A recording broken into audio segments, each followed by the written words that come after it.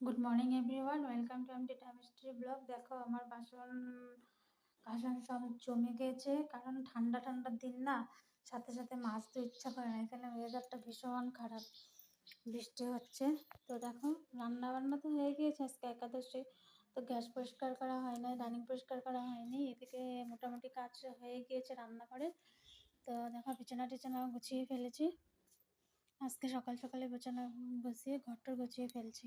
দেখো আমার স্নান হয়ে গেছে, অনেক টাইমে হয়ে গেছে, কারণ আজকে একাদশী। একাদশীর দিন তাড়াতাড়ি তাড়াতাড়ি কাজকর্ম হয়ে গিয়েছে।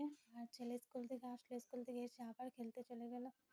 তো একাদশীর দিন আমি একটু আগে খেলাম হলো মিষ্টি আর খেজুর খেলাম। মৌসুম্বি আছে, মৌসুম্বি খেতে ইচ্ছা করছে না, ঠান্ডা এখানে ওয়েদার, আবার বৃষ্টি পড়বো পড়বো হয়ে আছে।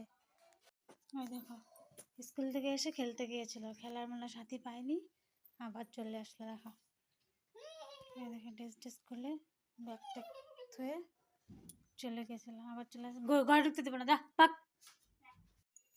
দেখো ফ্রেন্ডস, চা বানিয়ে নিয়েছে, চা বিস্কুট, এটা ছেলে খাবে, এটা খাবো আমি। একাদশী যেহেতু বিস্কুট খাবো না, তাই এটা নিয়েছে। তো দেখো এখন বাজে 5টা 15 হবে, আর 1 মিনিট বাকি আছে। বাইরে কি অন্ধকার, 5টা 15তে অন্ধকার হয়ে গিয়েছে। আজও কিছু জামা কাপড় শুকায়নি, সব ভিজে।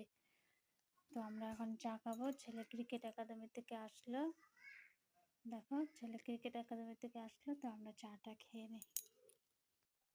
দেখো ফ্রেন্ডস, আজকে বার্থডে ছিল আমাদের, বাড়ির মালিকের বড় ছেলের বার্থডে, তাই গিয়েছিলাম, ওখান থেকে নিয়ে আসলাম আমার জন্য, ছেলের জন্য।